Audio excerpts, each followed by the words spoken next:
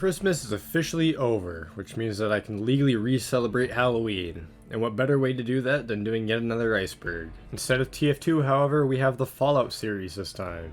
Because the only thing scarier than obscure game knowledge and lore is the threat of a nuclear fallout, apparently. Once again, this Iceberg was made by CritzD, the same person who made the TF2 Iceberg, who actually suggested I should make a video on this one as well. So here we are again. But now, with balanced audio. I think everyone should know what an iceberg meme is by now. Trend's been going on for a while, but for those that are still unaware and living under a rock, stuff on the top is common knowledge, going further down means more obscure information, eventually resulting in you turning to Alice and going down a rabbit hole. Unlike the last Iceberg, however, this Iceberg is much more focused around in-game theories and obscurities rather than creepypastas. So without further ado, let's dive right back into the abyssal horror that awaits us.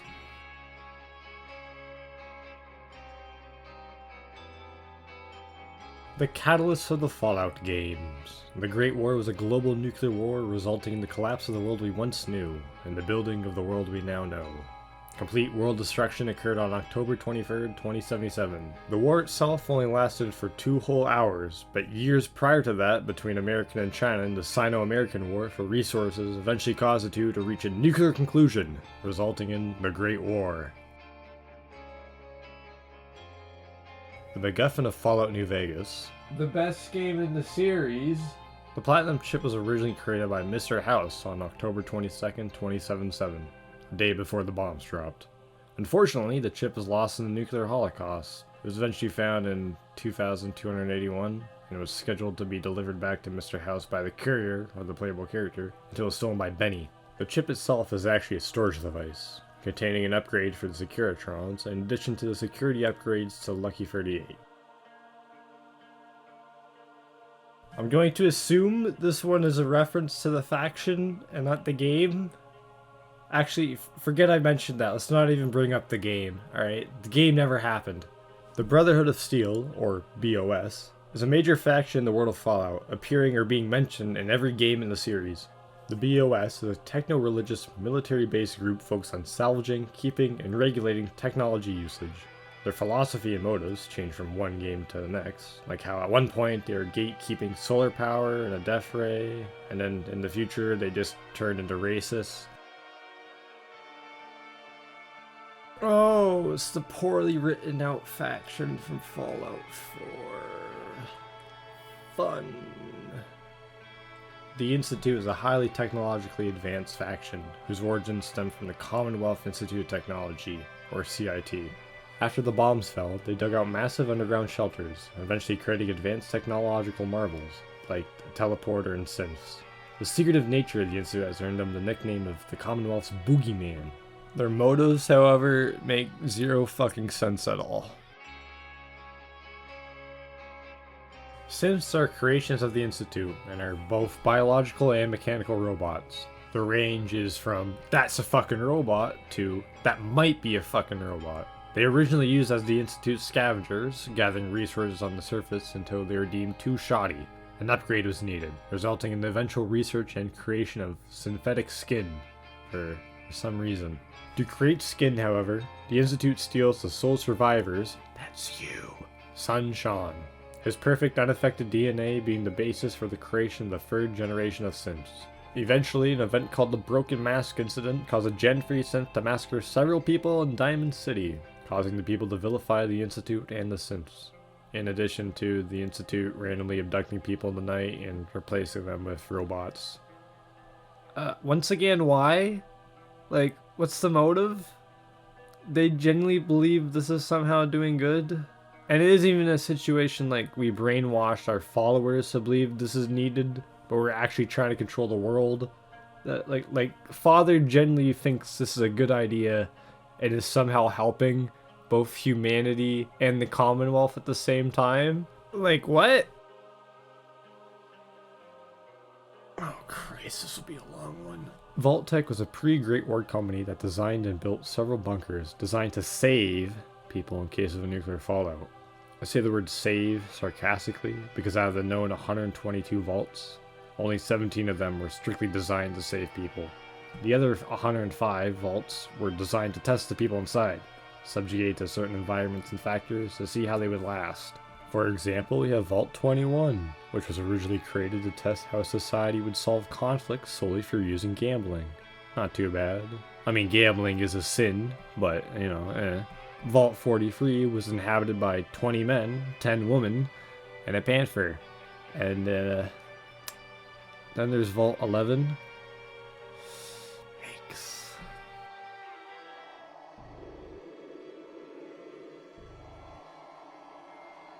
A cryptid is an animal whose existence has yet to be proven by science, despite numerous evidence or photographs stating otherwise.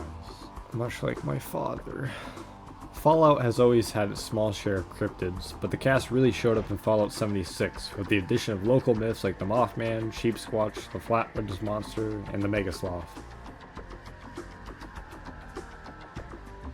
Recall when I mentioned the Institute stole Sean, your baby boy, to create synths?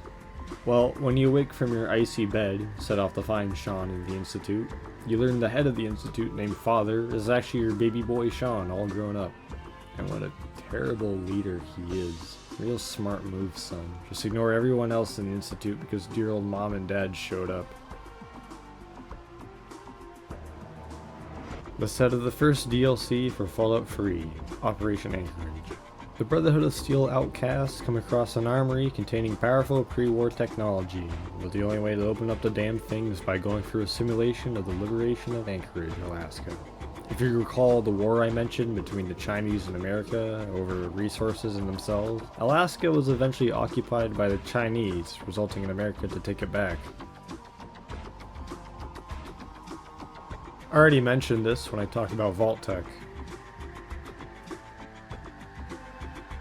Ripley's Believe It or Not, the way you can measure if you're in the blast zone where all the smog and smoke can suffocate you is by holding up your thumb and extending your arm.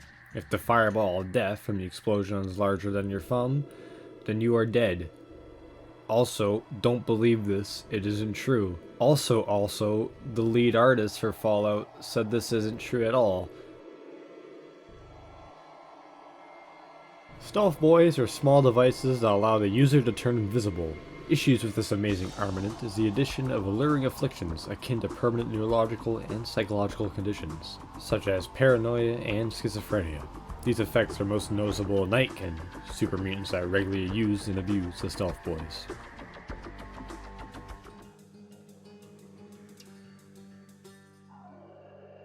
The Lonesome Drifter is a minor character in Fallout New Vegas. He's part of the side quest talent pool, which sees you finding performers for the Tops Casino.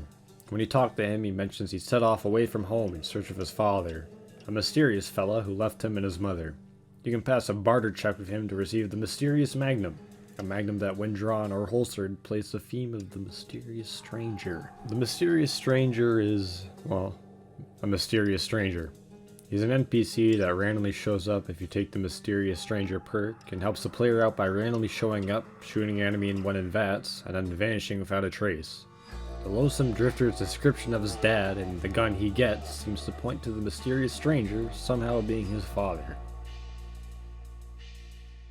The Flatwoods Monster in real life refers to a cryptid that was theorized to be an alien. In Fallout 76, however, they are very much real and very much a threat. The race of aliens the Flatwood Monsters comes from is the Zetans, aliens which have appeared over and over again in the Fallout games, most prominently in the Mothership Zeta DLC for Fallout 3. Fallout 76 originally had a thought-to-be inaccessible debug room which contained everything in the game. Normally this wouldn't be a problem in a single-player game, but Fallout 76 has online multiplayer. So it's a yikes when people somehow manage to glitch their way in and take everything. Trash Can Carla is a plain old wandering merchant. Nothing interesting to say here. Unless that's what she wanted you to think. According to an Institute terminal, Trash Can Carla is actually an Institute informant reporting the whereabouts on escaped synths so they can be reclaimed by the Institute. Hello, Carla. It's been a long time since you had anything to report. That's just how it's been. You guys have put the fear in those runaway synths, and now they won't show their faces. What appears as a simple marble quarry mine holds a dark, ancient secret. The miners weren't uncovering stone here, but an ancient and dark temple that worshipped a long-forgotten god. When the temple was partially uncovered and accessible, the company behind the excavation turned to murder 3 of the mining crew and feared they might expose the truth to the outside.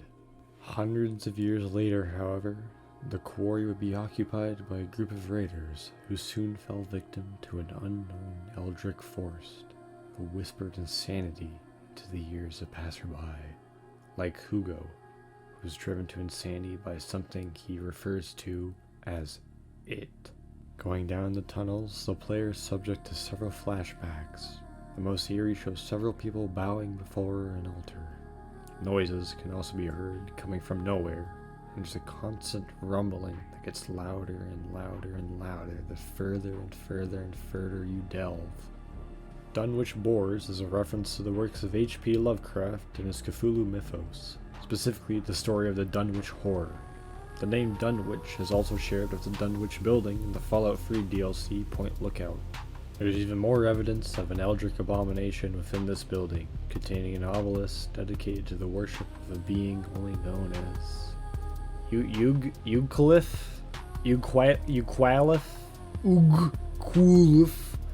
I'm sorry for ruining the mood, people, but like, Lovecraft sucks at naming things. Like, just look at his cat's name, or don't. It's a bit questionable. Yet another science experiment gone wrong from Vault-Tec.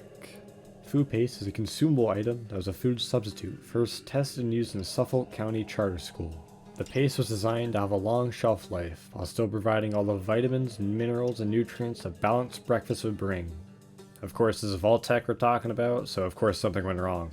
Consumers of the paste would quickly become addicted to it and turn incredibly irritable. Long-term consumption would also cause the complexion of the person to turn pink, evidenced by the ghouls you can find in the school. What's a bit more of a horrifying image, however, is that the paste bleeds if you shoot it, making you wonder if it's just strawberry flavored or people flavored. Nuka-Cola contains 120% more sugar than the daily recommended amount. A single can of Coke is roughly 3% more for comparison. So we're talking a lot of sugar. I mean, there are also other bad things, like how you can become addicted to it and suffer withdrawal symptoms. But just think about how much damage occurs to your teeth from all that sugar. All the dentist bills.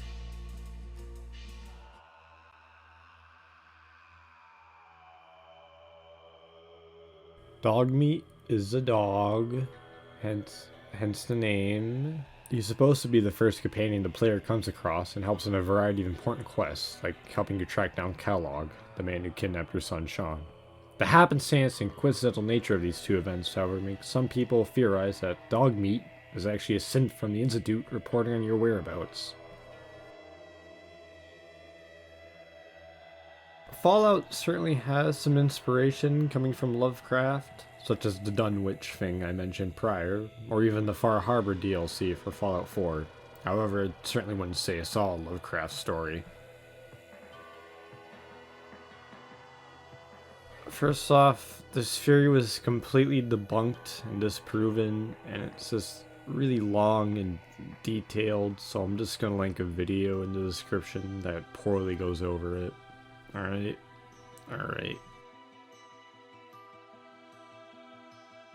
PAM stands for Predictive Analytic Machine. It's a robot that was built to predict the future to prevent a nuclear war if one were to occur. Oh wait, that actually happened though? Think of that one movie, Minority Report, but more so that Futurama episode that parodied it, called Law and Oracle. The theory in question suggests that Pam launched the nukes that ended the world, so more akin to that other movie, War Games, I guess. It's a pretty detailed theory, so here's a link to an Oxhorn video that discusses who could have dropped the bombs, including Pam, Vault-Tec, and even aliens. Mr. New Vegas is the friendly radio host of Radio New Vegas, playing everyone's favorite Wasteland songs and Johnny guitar, while also commentating and reporting on the news and the player's influence and the outcome of certain events. But what you didn't know is that he's actually an AI created by Mr. House. He literally has no body, he's just a voice. Pretty self-explanatory. The door in question can be found in Fallout 3 at Satcom Area and O3D. The whole area has some fun Easter egg stuff going in it, actually.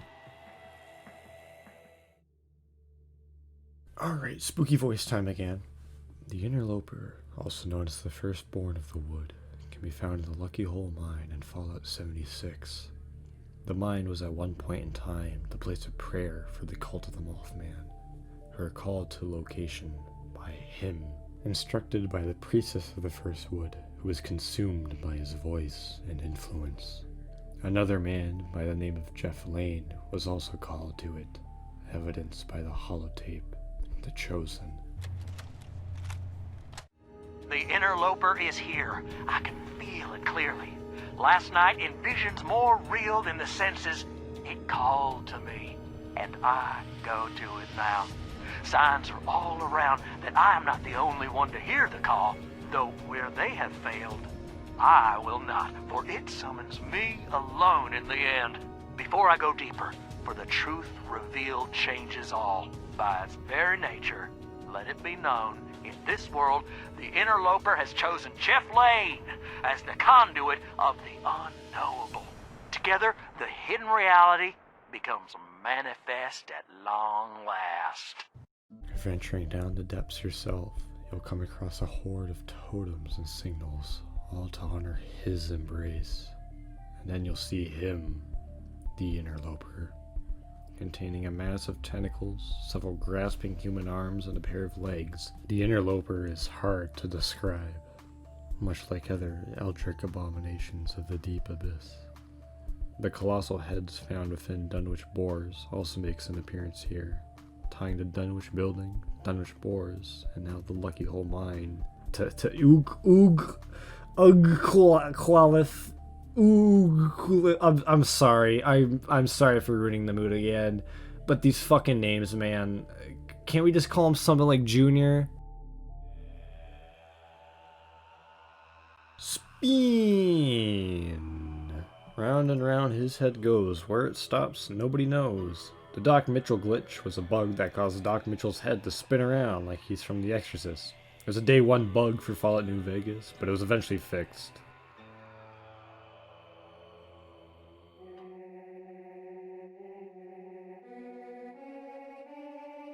Jerma joke about him being a greedy gremlin goes here.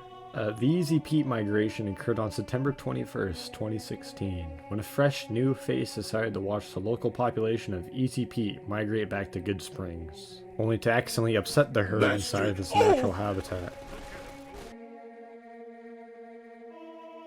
Grenade Man is a little joke story that can be overheard by raiders in Fallout 4.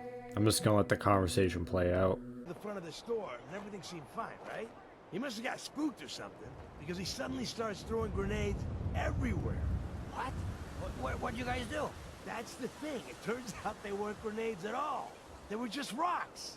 He was making the sounds with his mouth. Pins being pulled, the whole 9 yards. That's fucking nuts. Did you guys take him out? No, we just stood there. We couldn't believe what we were seeing. After he threw about a half a dozen rocks near the back of the store, he started making machine gun noises and backing toward the door. Once he got outside, it sounded like he pretended to get on a motorcycle, which of course didn't start right away. Then he took off toward the freeway at what sounded like full throttle, shifting gears and everything. That's insane. How did someone like that survive out here at all? I don't know. There's some lunatics out there, though.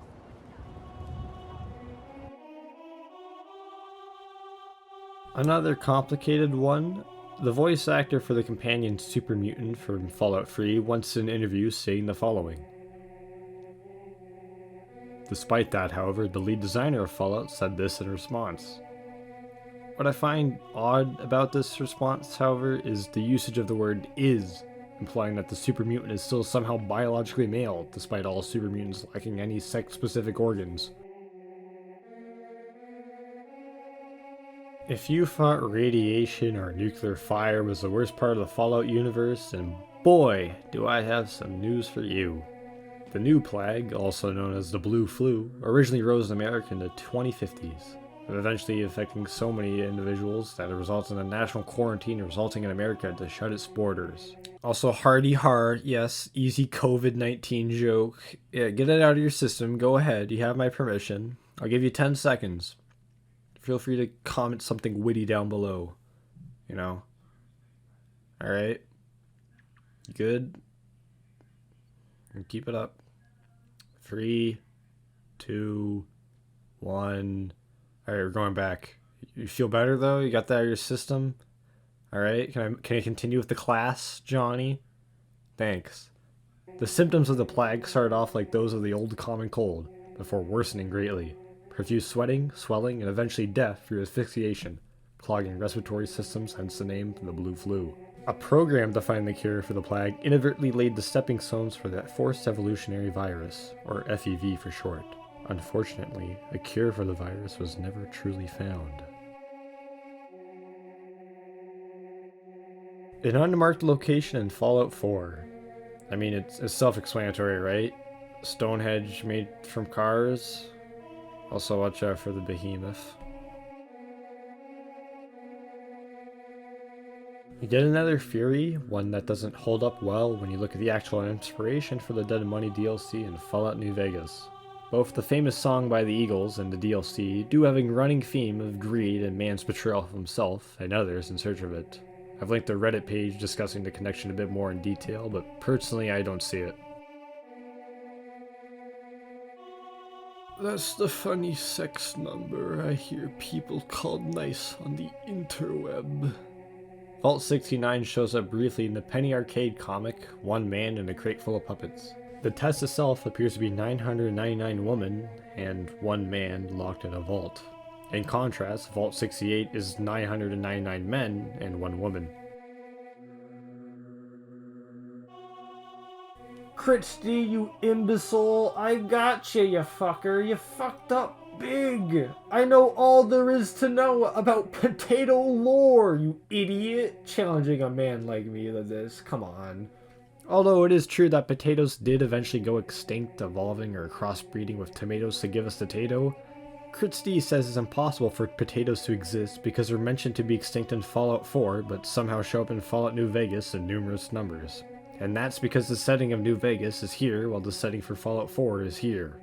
Also, there's a gap of about 4 years between the two games, so... Either a reference to the video of the same name in the description, or people actually understanding how morals work in a post-apocalyptic world, even with the presence of so-called villains. I didn't know about this one, and its existence actually brings up some unique questions. In the Point Lookout DLC for Fallout 3, at the Coastal Grotto, off in the water you can see a boy. Diving underneath the boy reveals the fossilized remains of a Tyrannosaurus Rex with a locked chest in its mouth.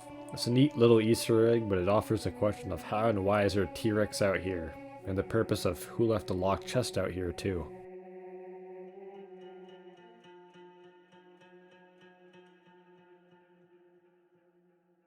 Quite large fan theory that says the sole survivor from Fallout 4 was actually replaced by a synth. It's a pretty theory with a lot of speculation and not a whole lot of evidence to back it up. But there's yet another Oxhorn video with a fairly okay explanation to it all, so I don't gotta say a damn thing here. A lot of whale skeletons show up in the Far Harbor DLC for Fallout 4, but what's most interesting is rumors and stories regarding whales that are still alive. Ghoul whales aren't ever directly seen unless you think that these dead creatures here, simply called sea creatures in the game files, are somehow them. They're mentioned a few times by unnamed NPCs, with even a named Ghoul Whale, being called Old Peg, originally being a species of blue whale, the largest animal on the planet. What am I even... Oh, it's hideous. His skin is so stretched and wrinkled. He looks like he came straight out of Spooky's House of Jump Scares, or like he was somehow ripped from an elephant's ass or something. I'm gonna be sick. Ah, go to the next one already. Oh Christ, thank fuck they changed it. Good lord. Christ, this fury is somehow less scary than what we just encountered. Fallout seems to be infested with mannequins. A new plague was actually in reference to how many of these things there are. The sheer amount of mannequins and the obscurity of their placement has led some people to believe that there's something more going on with them. One theory suggests some lunatic has placed them all around the place, while the more common theory is that the mannequins are somehow alive. Most assume they're synths spying on people, but others claim it's something far more sinister. Selective Advertisement. The XO-1 power armor was originally detailed as being a pure post-war creation, engineered by the Enclave, or the remaining members of the US military, after the bombs dropped, shown here via this loading screen tip for Fallout 4. And then along came Nuka World, and its Quantum XO power armor. People wondered how the hell an untouched pre-war suit of armor, which was designed to match Nuka-Cola Quantum, a drink that came out the days the bomb dropped, could still be considered post-war technology when it now clearly wasn't. And the simple answer to that is that the quantum power armor isn't an issue, since it simply retconned the previous lore to the XO-1 being developed shortly before the bombs dropped, rather than afterwards. No? No. I know it's no. We know it's no. No. Unless you're trying to bring Fallout 76 multiplayer in the mix, in which case it's still no, because he'll show up even if you are alone in a single player world. Fallout 4's Far Harbor DLC added a weapon called the Striker. It's a bowling ball launcher that has its ammo being capable of being picked right back up. Then there's another weapon called the Big Boy. This is a unique Fat Man launcher that shoots 2 mini nukes for the cost of 1. Now, what if we combined the picked up ammo into 2 for 1 shot? Bada bing bada boom, Wii Sports bitch infinite bowling balls. Mr. House makes a comment on the domestic cat being extinct in Fallout New Vegas. However, their appearance in Fallout 4 makes us come to 2 conclusions. A, that there's Synths spying on people. I'm getting really tired of saying that every 5 minutes. Or B, the actual reason they're just extinct on the west coast of America, and House hasn't seen one or heard them since the bombs fell. I mean, you can kill a cat in Fallout 4 and see it doesn't have any synth components. Go ahead and see for yourself, you monster. Go kill an innocent cat. Go ahead. Do it. I dare you.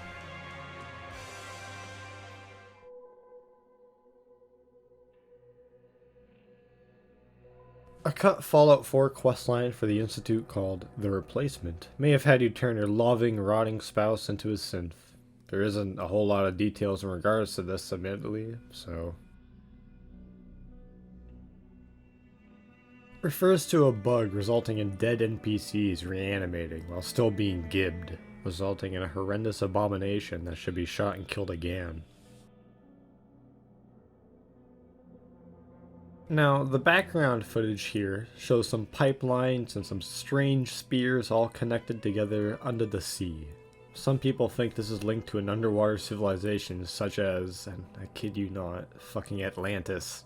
It's much more likely that these pipes were leftover content from a cut questline called 20 Leagues Under the Sea, which would have had players go into a vault located underwater. Most people think Myron from Fallout 2 made Jet, and to his credit, he did reinvent the addictive drug, costing less to make and being able to make it faster and much easier, resulting in the drug becoming super popular in the apocalypse. But we run into the question on how the fuck is there Jet in areas that have been sealed off since the Great War? Well, turns out someone else must have originally created the drug before the bombs dropped. But who? I sadly couldn't find the original source for this theory, but it simply states that the major faction leaders and other major characters in the games all match up with one skill. For example, President Kimball of the NCR's strength, Robert House would be luck, and the courier endurance. My main problem with this theory is that some characters like House or Caesar don't really line up to a single trait. Caesar is an intelligent man, but he's also a brutal and strong one. I think it's a bit narrow to just say that he's only intelligence. Ghouls are creatures that have been exposed to so much radiation that they've lost most of their body hair, skin, and in some cases minds, causing them to go feral. On the positive note of this, however, you have potential immortality and an immunity to radiation.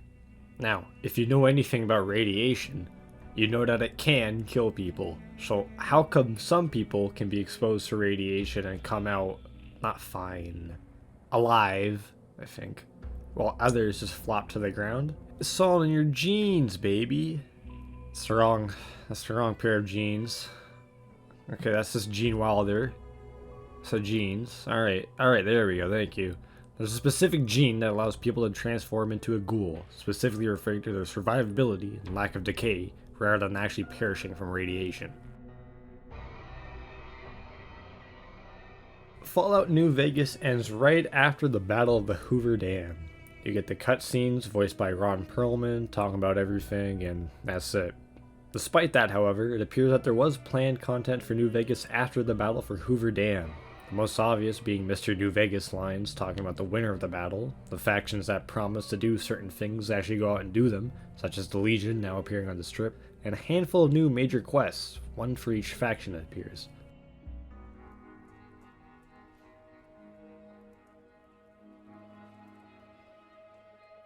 Just got monetization and I'm already throwing it away.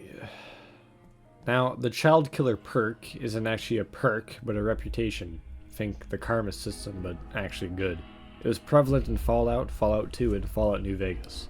Aside from tracking how well a certain group of people like you, the reputation system also added titles. These titles would be specific to your character, such as the Made Man, which informs everyone you belong to a crime family, or the Married title. And yes, there exists a Child Killer title, which you can earn by killing 2 or 3 kids. This isn't cut content, by the way. I mean, the image used here is, but the mechanic is still in the game. Assuming this entry is based off the Reddit post in the description below, it's a terrible fucking theory. I can understand like the basis for it being Vault-Tec is bad and they do experiments, so what if the experiment was a drug trip and we hallucinated Fallout 4, even though we witnessed the bombs dropping and there are other games in the series? Even if we just assume we never got out of the cryopods and are just having a snowy sleep, how on earth can we hallucinate connected events from this game and other games?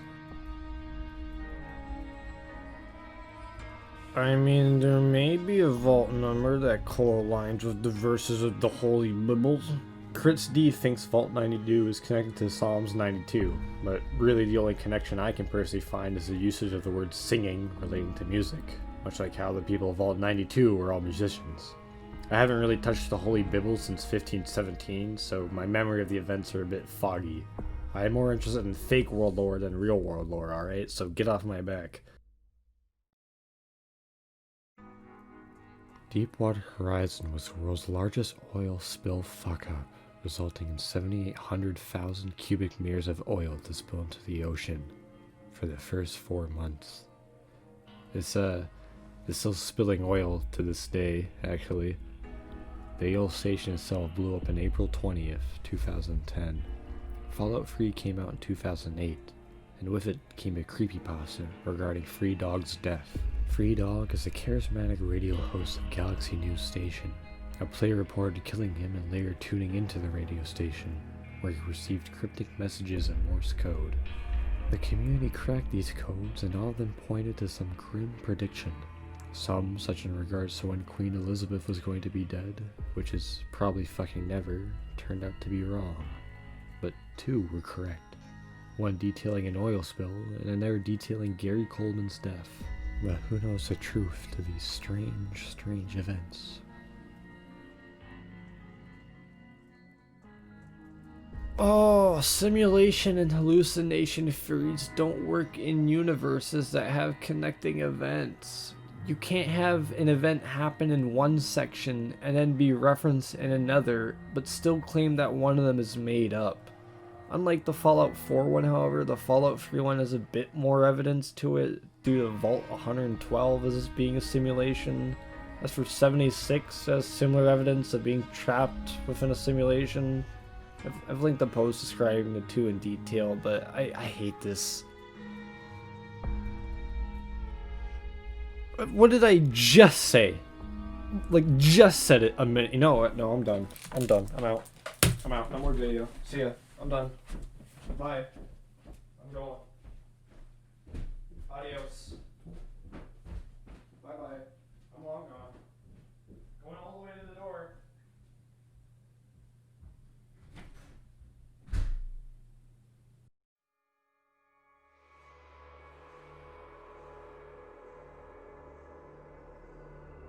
Inspired by this image here in the Museum of Freedom, many people hoped we would get to go to the moon. Even the Gek is mentioned as being capable of creating a habitat on the moon, but we never got to go to the moon. Just because a game isn't referenced as often doesn't immediately make it non-canonical. Fallout 4 directly mentions Rabbit House, and the reason why we probably don't hear much about Vegas is because it's literally on the other side of the country. That being said, however, there was a great deal of drama revolving around New Vegas, and Nick Valentine's report on the mysterious stranger mentions both Fallout 1, 2, and 3, but for some reason solely excludes New Vegas. Nobark Noan comes off as nothing more than a poorly kept and crazy conspiracy theorist who appears in Novak. He seems to talk about crazy theories as well as going off on long tangents, like how invisible chupacabras have been killing Brahmin, or religious ghouls going into outer space. But those things actually happened. Nobark Noan is clearly smarter than he lets on, even if he talks about stuff in a roundabout and cryptic way. Could there be more to this character than meets the eye? A common theory is that Nobark is actually the Chosen One, the playable character from Fallout 2. Canonically speaking, the Chosen One was a male at the age of 20 during the time frame of Fallout 2. Fallout New Vegas is set 40 years after those events, meaning the Chosen One would be around 60. Nobark certainly matches that age. It's a loose theory, but an interesting one regardless. I'll link the video in the description going over this theory. It is kind of lucky that all the evidence that points to Father being your son Sean is provided by the Institute, an organization that totally wouldn't exploit such an opportunity. Recall that Oxhorn video detailing how Pam started the war? I would just go ahead and watch that again, or just recall the points made on who really started the war. It's been a long video, alright? Just let me rest, okay? I'm getting old. And once again, we resurface, or something else witty and relevant. I hope you all enjoyed sitting through all this explaining. Compared to the TF2 Iceberg, the script for this was 7 pages longer. I understand I did a pretty shallow talk about certain topics, but I believe that's more of a credit to how rich and large the lore of Fallout can be, rather than my own misgivings. And don't even get me started on all the fan theories, myths, and Easter eggs. I thank you guys for not only sitting through me losing my sanity, researching and talking about fictional things, but for also making me feel somewhat sane by also commenting on them as well. Hopefully you all learned something new from this. I certainly did. And I thank you for subscribing if you did so, and I would like to thank my dad, the Academy, and most importantly you. Not you. Yeah, you in the back there, in the blue sweater. Yeah, you know who you are. And a final large thanks to CritzD for not only informing me about this Fallout Iceberg and giving me permission to talk about it here, but also for getting me back into the Fallout games. It's been a while since I've played any of them, and I'm glad that spark has been reignited. I'm not sure why I stopped playing. Bastard. Oh